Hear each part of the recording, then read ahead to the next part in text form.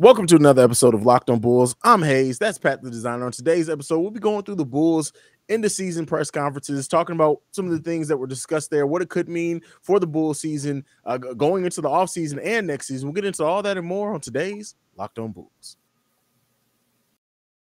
You are Locked on Bulls, your daily podcast on the Chicago Bulls, part of the Locked on Podcast Network, your team every day.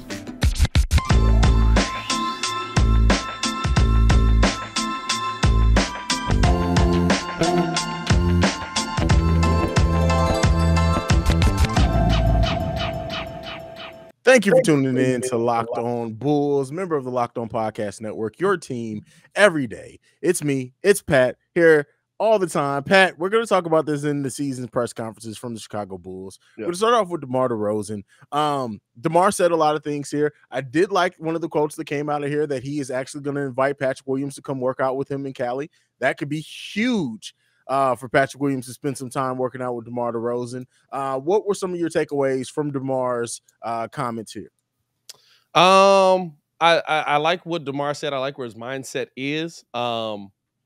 It's tough for me, like as the end of season pressers come, because like we've heard them say the right things all throughout the season. Like, Of course, he said the perfect things that I want to hear. We're gonna work through it. We're gonna figure it out. We're gonna get to that next level. But like you said, the comment about inviting Patrick Williams out there to play in him, essentially saying he's gonna go through a summer of hell this offseason. Because when they asked P. Will, like, hey, what's your plans this offseason? He's like, I don't know. I wasn't planning on being out of the playoffs this early, which I love mentally from P. Will, but also like. He's like, I'll figure out what I'm doing in a couple of days. I'm not worried about it. So to hear like DeMar be like, no, he gonna be doing something. He gonna be working. I thought that was good insight, and it's the thing that I want him to do. Like, this is the reason I want DeMar here. Like, there's a lot of people that are like, you got to get rid of DeMar. I don't like how he's playing. You want players to develop so that DeMar becomes the 2, the 3, the 4 option on this team, right? How do you do that? Get guys working with him that you want to have that mentality. What's the one thing DeMar DeRozan could teach Patrick Williams that we all pray for? P. Will, just take the shot. Problems taking the shot. And you heard, like when he was saying he's gonna essentially work with them the way that Kobe worked with DeMar early in his career. I thought that was really interesting. I thought that it was just kind of like, hey, listen, I'm gonna take you under my wing. We're going to teach you not only the ropes of the NBA, but also where you need to be. Because P. Will told you, like, I'm 20 years old. I don't know a lot. So I'm just trying to suck up as much as I can. And I love that DeMar's taking them out there. What'd you take away? What was your big takeaway from DeMar's comments today? Just the leadership. As much as, like, I've gotten on DeMar for not being the vocal leader sometimes that we need out on the court. That's just not in his personality. He is a leader by example. He is a leader that takes people under his wing. And he, like you said with the Kobe comments, he got that from Kobe. You reach one, you teach one. And so that brings that air of teamwork into the team. And, having DeMar work with Patrick Williams and, others, because I'm sure he's going to invite others, maybe still Io and things like that. Yeah. It's going to be huge for this team. That those things cannot go understated or underestimated on how much that can mean for a young player who's still early on in their career in this league, to have somebody, a veteran and an elder statesman like DeMar, truly take them under their wing and want to teach them the ropes. Now, one thing with Patrick Williams, like you said, not only the ability to just shoot and be confident in taking that shot, but one thing we haven't really seen from Patrick Williams is usually he puts the ball on the floor to get to the cup, or he's shooting threes. If Patrick Williams can take any part of DeMar's mid-range game, oh boy, I'm not expecting him to be the mid-range assassin like DeMar DeRozan is, but if you add a solid mid-range game to go with Patrick Williams' three-point shooting, to go with his ability to put the ball on the floor and more confidence to get to the cup, listen, Patrick Williams may jump, like, as much as he hasn't had a full offseason since he's been in the NBA. Yeah. Working with DeMar in the summer, coming back for when training camp starts, working with the team, things like that, we may see a Patrick Williams that hits the ground running from the opening part of preseason. Yeah. And I, for one, can't wait to see something like that. It's going to be interesting to see, and we can kind of look at P. Will's comments as well. We're going to get to everybody's comments anyway. So, but just the mentality that P. Will has. I'm not going to lie to you, when you hear him talk, right, like, I feel like DeMar's the perfect guy to be working with him, because P. Will wants to be a star. He says, I want to be in this league for a long time. Yeah. I don't want to be out of this league. I wasn't ready for the season to end this early for me. Like P. Will has that mentality. And I think that the thing that he can glean from DeMar is kind of what he said in his presser, talking about how, listen, mentally, I'm there. Or what I learned from DeMar is like how resilient he was, how strong he was, how even if he was missing shots, he didn't let it affect him. Mm-hmm. That's huge, right? Like, because with P. Will, when P. Will would miss a couple of shots, you would see him stop taking shots. We can't have that guy. And it's like we talked about yesterday and kind of at the season's end and coming to the end of the season. We need guys to step up and take that next step. How do you take that next step if you're Patrick Williams? The first key is being unconscious with it. You have a good enough jump shot, and you kind of heard him breaking down what his jump shot, when he was confident in his jump shot. And in that Bucks series, he started to get confident game 4 and game 5. And he said it was just knowing where my spots were, knowing how to get there, knowing that if I get to this spot and I shoot it the same way every time, it's going to go in the same way every time. If I get out to the corner, like, I love that mentality. And all I hear is DeMar DeRozan. Mm-hmm.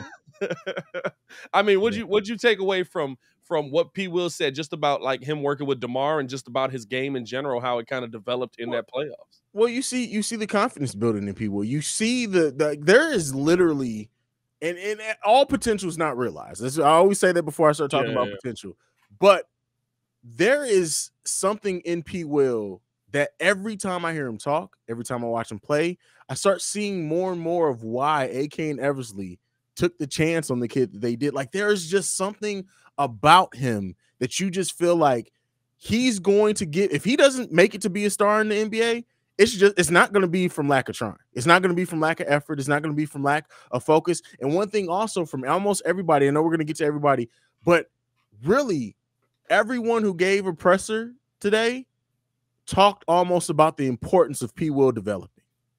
Yeah. And having the confidence from your teammates, and these are veterans, AC, DeMar, Zach didn't have a presser, but like Vooch, everybody saying what it could mean for this team and how the team could progress just by Patrick Williams progressing. And then hearing his comments on him talking about his game, him talking about what he wants to be. He's very aware of it.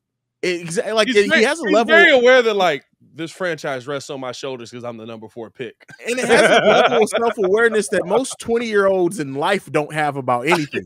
Like, you have a conversation. If I can go have a conversation with me at the age of 20, I probably would smack myself in the face, because Lord knows I did not have that level of awareness. I would be frustrated as hell talking to myself at 20 years old. 100%. 100%. Yeah, like it, you know, often I always say, and I look at Patrick Williams as like this big kid, right? Because he has this grown man NBA body already, and the basketball mind still develops. But you have every confidence that it's gonna get there, right? Yeah. And like, I don't know about the Kawhi comparisons. I'm not getting into all of that, but I have the utmost trust that whatever the most potential that Patrick Williams is going to be able to max out of himself, he's going to get there just by the nature of how he talks about the game of basketball. You love it. It's refreshing. He understands it. I don't know if people were watching the pressers like we were watching them, but like when you hear P. Will actually talk basketball, he understands everything that's happening on the basketball court. He's like, nah, we didn't switch this here. I was supposed to pop out left, and we playing a 1-3-1 at that point, and I didn't. Like, he breaks down, and I know, like, there's a lot of people that are just like, of course he does. It's his job. But like, no, like when you're breaking down basketball, not only from the perspective of this is where I need to be defensively, like, go back and watch. I think it was game 3 or 4 where Giannis was cooking. He knew where Giannis was going to be. It's just Giannis. He couldn't stop it. But he was explaining to the press, like, what he needed to do, how he needed to stop him, how he needed to get in front of him, what Giannis was doing. And he even talked about, right, he was like, once I understood what their defense was doing, I was confident in my offense. He said that today. That's huge if he gets to that point. That's huge. Like, just the mental aspect of it and taking in everything, learning everything basketball. And I think that, if we're being honest, right, from year 1 to year 2, that's probably the biggest difference than him sitting out the entire season made. Unfortunately, you don't get to see him develop it on the floor, but he had nothing but time to sit there and watch film and learn everything he could. And it seems like he really sucked up a lot of knowledge there. So I'm excited about P. Will, and I'm really, really excited that DeMar is going to take him and work with him at a minimum. Definitely. You know what I'm excited about? Built Bars. Summer is coming, and with summer, you're going to need some food on the go. Built Bars are the perfect snack to take with your family on vacations. Throw them in your bags, in your kids' backpacks. Make sure that everyone has a bar so you're fueled for the summer adventures. The best part about Built Bars, they're healthy and delicious. No more sacrificing delicious food for health. With Built Bar, you can have both, and it's easy. All you have to do is go to BuiltBar.com and order now. All Built Bars and Puffs are covered in 100% real chocolate. That means that with Built Bar, you can eat healthy and actually enjoy doing it. Have you tried the Built Bar Puffs yet? Listen, me and Pat have been telling you guys about the Puffs. Try the dang Puffs. Me and Somebody Pat in the comments did say they tried them. I did see the comments on that. The banana cream pie and even the churro. Who doesn't want protein bar that tastes like a churro and they're only 140 calories? If that's not enough flavor for you, then you may want to try the mix box. The mix box comes with 12 flavors of bars and puffs. Built Bar makes sure that there's something for everyone. Know what my favorite flavor is? Listen, cookies and cream, bro. Like, come on. It's a weakness, bro. Yeah, for sure. Most Built Bars contain 130 calories, 4 grams of sugar, 4 net carbs, and 17 grams of protein. Compare that to a candy bar, which usually has around 240 calories and 30 grams of sugar and dozen of net carbs. Do what? Here's what we're going to do for you. Go to BuiltBar.com, use the promo code LOCK15 and get 15% off your order. That's promo code LOCK15 and get 15% off your order at BuiltBar.com. All right, Pat, let's get into it, man. Next person that we want to talk about, man. And this one only because of what came from it. Lonzo Ball still having issues with that knee. He even said it, hey, as much as he doesn't want to go back under the knife for surgery, that he will if that's what it takes. How concerned does that make you to hear that he's still suffering from that discomfort? We're about a month away from the last time we heard about it. Yeah. But then on top of that, just that thing in the back that it may need another 2 knee surgeries in less than 6 months. Yeah. What do you think about that? It's definitely concerning. The only reason it's less concerning, right, is because of the development of Ayo Dosunmu. But it's absolutely concerning. I mean, he's somebody who when he was in the game, when he was and the part that hurts it most, right, is it's shortening his time where he can come in and rehab, and now he comes back in the offseason. The biggest step Ayo could have taken going into next season is working next to Lonzo Ball, whether he's hurt or not. Lonzo's IQ is off the charts. Lonzo's awareness of basketball, of where people are supposed to be on the court basketball wise, like is off the charts. You can't knock him for that. And so even having just Ayo learning from him, to me, is huge. But on top of that, right, like now the question comes in, how healthy are you going to be over the length of your contract? It's not a crazy contract. It's not something we couldn't get out of. It's not something that hampers us for the rest of our lives, but he's 26 years old. Is he 26 years old? No, he's younger 4 years old. Yeah. He's 24 years old. So I also don't think that it's the end of the world because of how old he is. But it's definitely concerning for me more so just because it's going to impact his time where he can get in there and work with those guys. And we know what the team looked like when Lonzo was on the court. You can say weak defense or not. They pushed the ball completely different when Lonzo was on the court. If Lonzo's in this series, 1, Lonzo's able to knock down shots. 2, you're on fast breaks 95% of the time. Guess what? Brook Lopez ain't getting back on a fast break every time down at 95 might be high, but Brook Lopez ain't getting back on a fast break every time down the court. They don't have as many opportunities to set their offense up. And so like him not being there absolutely impacted you this season. And you would like to see him get in there and start working with those guys, because the biggest thing about that I'm excited about going into next year is these guys are all used to playing with each other now. Yeah.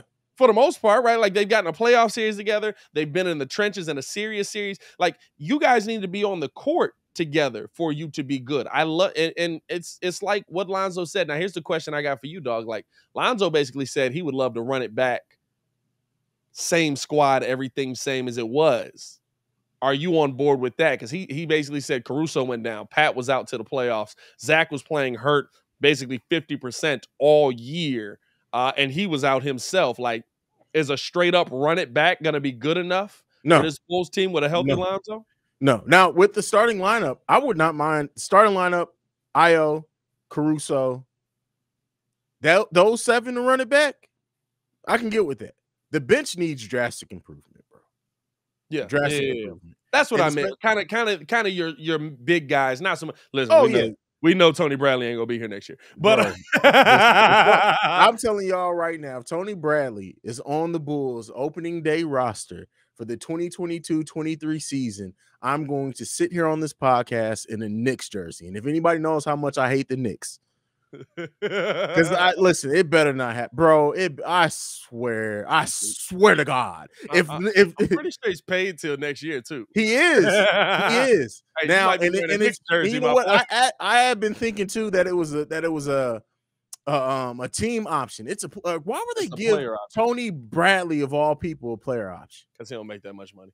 Yeah, it's a minimum. It's not a police deal. It's like, hey, would you like another $500K? Like, please, like he gotta go. Like Tony Bradley better not be on. I'm sorry, bro. I completely derailed your conversation. But yeah, I mean the core running it back that way. Yeah, I think that's going to be the move. I know as many people are going to be in the comments. Well, no, they need to move Vooch and this. Yeah. Listen, if a deal's out there available, AK and Eversley are going to make it, but they're not going to make any stupid deals. They're not going to make a deal just by the sake of making a deal like some Bulls fans want them to do. And I do think that the core, the top 7 players on this team are definitely going to be back. Yeah, I agree with you. What do you think on speaking of, since we're talking point guards right now, what do you think on what Io was talking about in his presser, kind of just the mentality that he came out with and how he felt his season went? He feels like he had a pretty good season. He said there's more work to be done, but he feels like he did pretty well, all things considered. Would you agree with that assessment? Even though after that like rookie wall hit, he never really was that same caliber of player we saw. He hit a rookie wall. But let's keep in mind also, as the rookie wall hit, the team also went in the series decline. And so those two things going hand in hand is going to maximize the fact that we, at a time where we would have needed the Io that we had early in the season, we didn't get him. But Io's season, and much like his person, much like P. Will, it's a level of awareness that Io has that is refreshing as well. And I loved what Io said. I agree with how his outlook on the season overall. I think that, even before the rookie wall, we saw him got cooked by some players. But those veteran moves, game slowing down, all that comes, especially as a point guard, and a point guard who initially wasn't starting. He earned every minute he got this season. Yep. And if you look at the way that his minutes increased, it increased as he was playing better. Billy Donovan didn't come into the scene and say, oh, because Io, you are our rookie and our pick, we're going to give you 18 minutes a game. No, it started with, hey, we're going to give you 6 to 8 minutes here. Oh, Io got 12 minutes. Oh, Io played 19 minutes. Oh, Io, and it increased. So yeah, his season went very good, I think, especially when you look at a second-round rookie and a team that initially coming in had 2 veteran point guards. And, Lonzo, I know some people may say you can't throw the veteran thing out there towards him, but him and AC being higher on the depth chart than him still earning minutes and,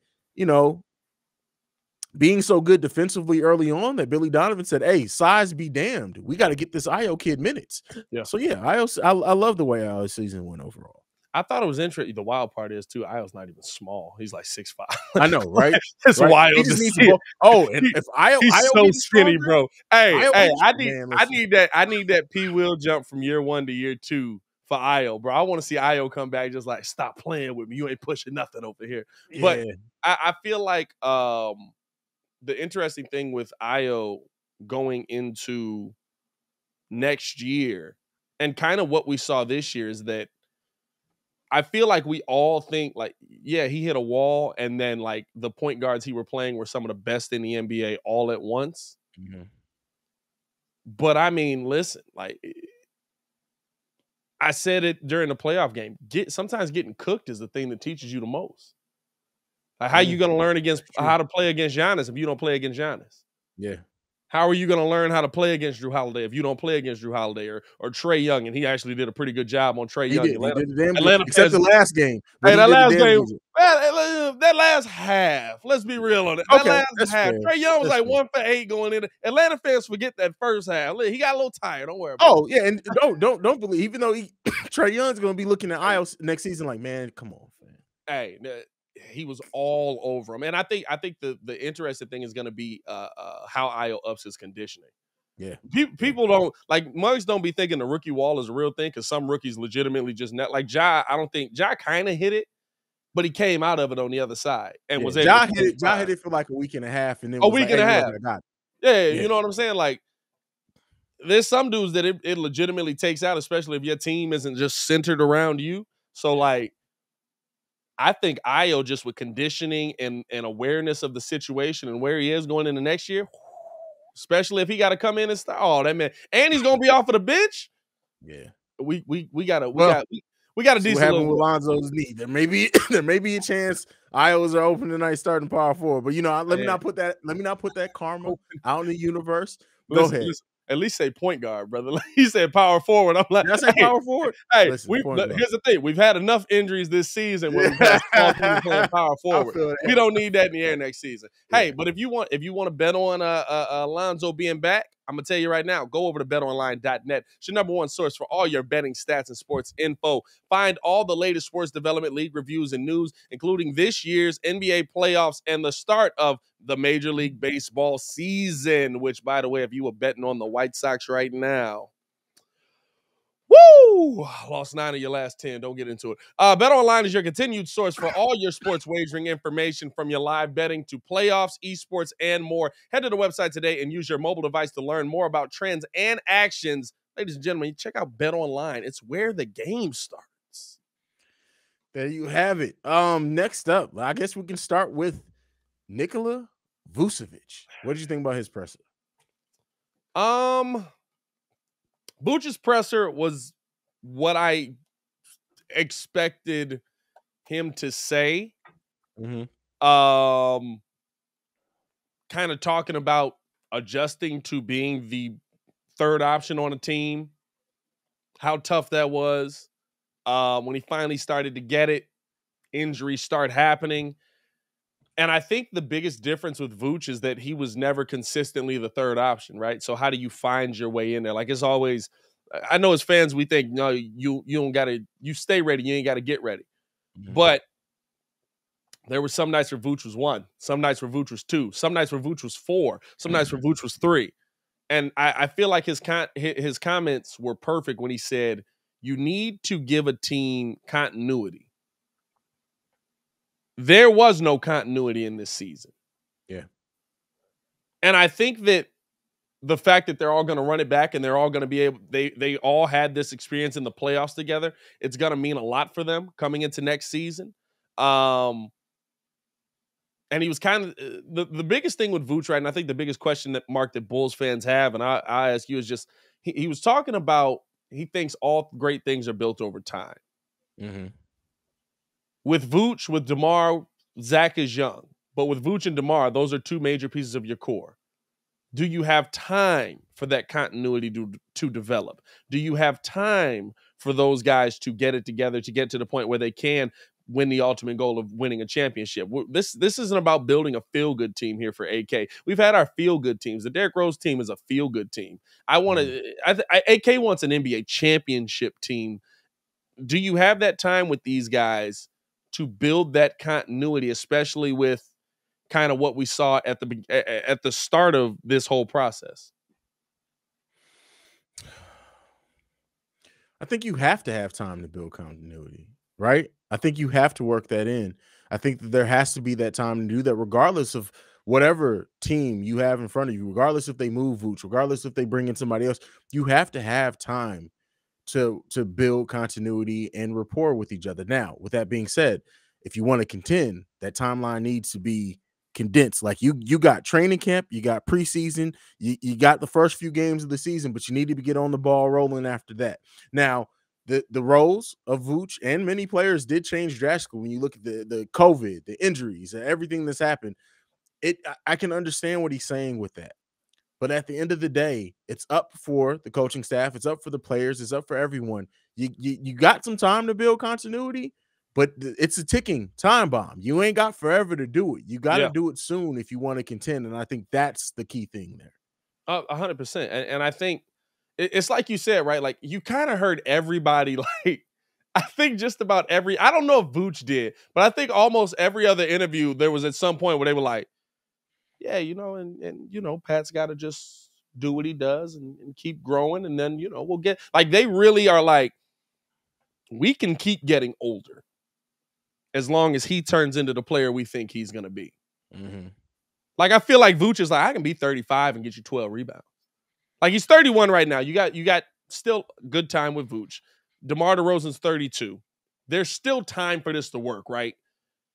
But there is that feeling kind of based on what we heard around everybody's comments that like, yeah, we can do this.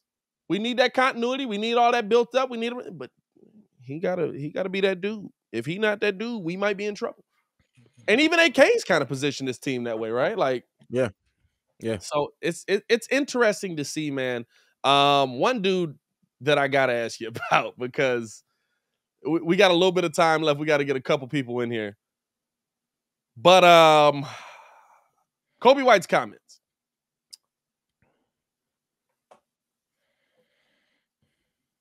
He says he feels like he hasn't reached his full potential.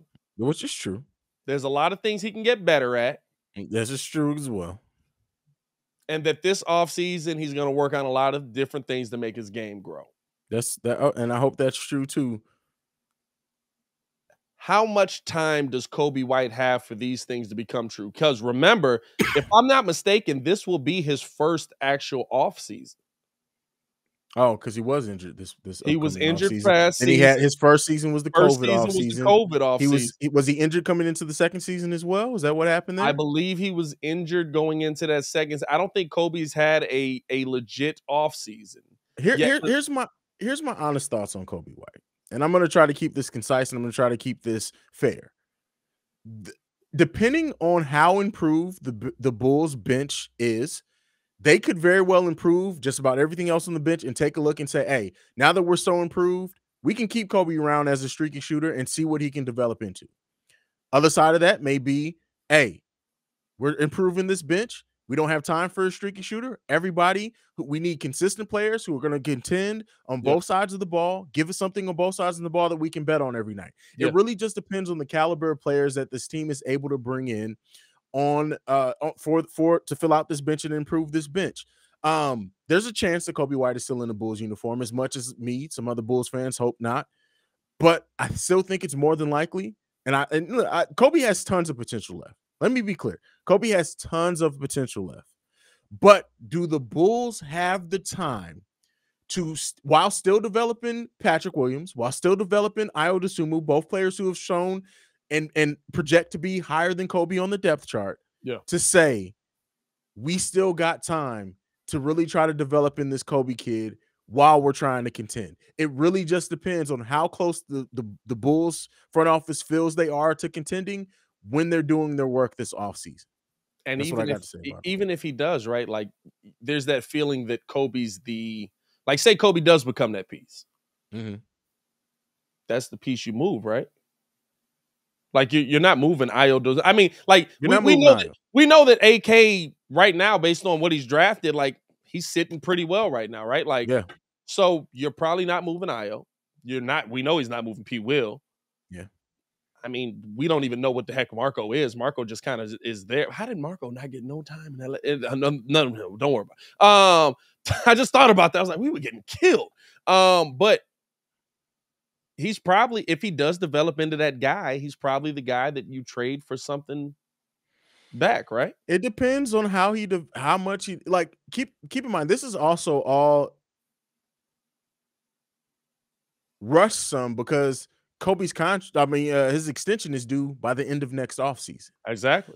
If he was still earlier in his deal, I think they would probably keep him for sure and let him develop some. So if the fact of the matter is if Kobe comes in next season and for some reason he brings it all together, he's absolutely a piece that you move at the trade deadline because Do they Zach LaVine on a probably close to $40 million contract at that point? Do you give Kobe even $10 to $12 million contract, considering you still got to extend Io the next season? Patrick Williams' extension is coming up shortly thereafter. Yep. Listen, everything logically, unless something completely changes, is pointing to Kobe's time here in Chicago is winding down. Yeah. And it's not to say I think he's going to be I don't think he's going to be a bust. I think if he's talented, there just isn't a spot for him, especially with a guy on the bench as well that's AC. Yeah. You know what I'm saying? Like people forget too, while Io wasn't a scorer in his rookie season, Io was absolutely a scorer in college. Yeah, Io could score. Io can score the basketball. Definitely can score the basketball. So as the game slows down for him, as much as his defense was what got him on the court this year, we still have not truly seen, we've barely scratched the surface of the offensive game that Io flashed in college. So because of that, and if Io starts developing and showing that side of his game as well in year two, a streaky shooter in Kobe, which Kobe's defense has improved. During that 9-game winning streak, we don't win at least 6 of those games if it wasn't for Kobe White's defense. Yeah. But listen, it may be time for yeah. And listen, and that to be said is that there may be a team that looks at Kobe that's rebuilding and says, hey, we can afford to give Kobe 25, 28 minutes a night. Let him figure it out, and we'll see what we have in Kobe. And the Bulls can't do that. The Bulls literally cannot do that, especially if they're trying to contend. There's way too much depth. Alex Caruso coming off of the bench, Ayo Dosunmu coming off of the bench. You're thinking the rest of these guys are going to be the Javonte Greens, defenders that can shoot a little bit. Yeah, I'm saying defenders that you can't just be like, oh, leave them open. Although you could this series, but at the end of this season, right? But like the defenders that at least are a threat to knock down a Derrick Jones Jr., guys like that, and then a legitimate, consistent. I'm gonna go out here. I'm gonna be the spark. I'm gonna create offense. But if Io, to your point, becomes what he was in college, Io was 16 points a game in college, almost 17 points a game. If he becomes that off of the bench, and Caruso's giving you what he's giving you, there's no spot for Kobe White on this team. And it's no disrespect, but it's just, hey, we can move you for a piece that we're probably going to need to get to that next level. And I hope that he does become that, because I feel like if Kobe exceeds his expectations this offseason and comes back as that guy, he should get that opportunity to go be that guy on somebody's team. Yeah, sure. Any last minute things you want to get in? I know we're tough. We're coming close on the time. The pause was very like, oh man, it's really the end of the season. It's bro. That's it, man. That's it. Y'all gonna still get content from us, man. We're not going anywhere, just in case y'all were wondering. I seen some comments in the live yesterday. You're still gonna get your daily content from us over here at Locked On Bulls. We're working on becoming the #1 Chicago Bulls podcast on the net. Stop playing with us over here, man. But I mean, I just feel like Alex Caruso said, man, the same is here. I think we got a really good team going over here on Locked On Bulls, and I think we got a chance to be something really special. So y'all rock with us in this offseason, man. You know what I'm saying? I did that last comment in there. We was getting a little long on it, and I was like, AC really didn't say that much. Yeah, he did. AC did what AC does, man. Yeah. It was literally a 3-minute presser. He was like, we was hurt, and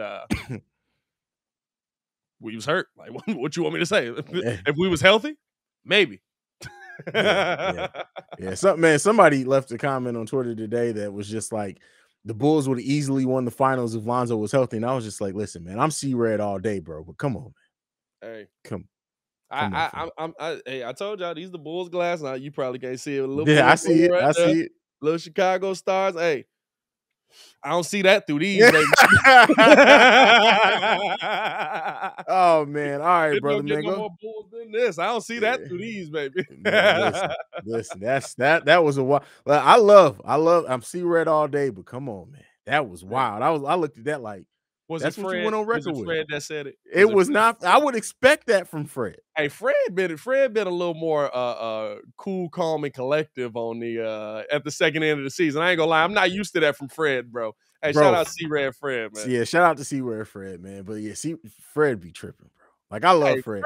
Fred is C-Red. You know what I love about Fred? No matter what the team is, he'll find a way to make it. I love that fan. Like he'll find a way to make it. For me, that's the better fan to me than the fan that's like, even when we're winning, it's like we still suck. Though. One of the best things that I look forward to at the beginning of every Bull season is C-Red Fred and his permutations on how and why the Bulls can win the championship that year. This is before I even became a podcaster, bro. This is literally going on like 3 to 5 years. Oh yeah. At the start of every season, that podcast, when he goes on the Bulls are winning title number 7 this year, I love it every time because I'm just like, you know what? God damn it, yeah, we can win title number 7. And the best part is he's got like the parting the Red Sea gift going with it too. And it's like, shout out to Fred, man. Shout out to Fred. I'll take that kind of Bulls fan over like the despair and the world is ending Bulls fan any day, man. I ain't gonna lie to you, man. But we love all the C-Red Nation, man. Shout out to y'all for sticking in and rocking with us, man. Hey, we gonna get up out of here. You can follow me on everything at Pat the Designer. That's at PATTHEDESIGNER. Yes, I did go to public school, but but they taught me how to spell. My mama taught me how to spell too. And also you can follow us on everything at Locked On Bulls. You can follow me at CEO Haize, that's CEO Haize. We'll probably do Monday. We and Pat got to talk about some content, but we'll probably may jump into the mailbag. A lot of you guys have been getting your texts in here over the last 24 hours. Shout out to y'all for that. I want to honor that. But that is it from us for today. Thank you for making Locked On Bulls your first listen. Now, for your second listen today, go and listen to Locked On NBA, where you have the daily experts from around the Locked On network giving their analysis on everything that comes to do with the NBA, all 30 teams, everything on Locked On NBA. So make them your next listen, available wherever podcasts are available. But this has been it. This is Locked On Bulls. We love you guys. We out. Peace out. Gotta stay safe out there, Chicago.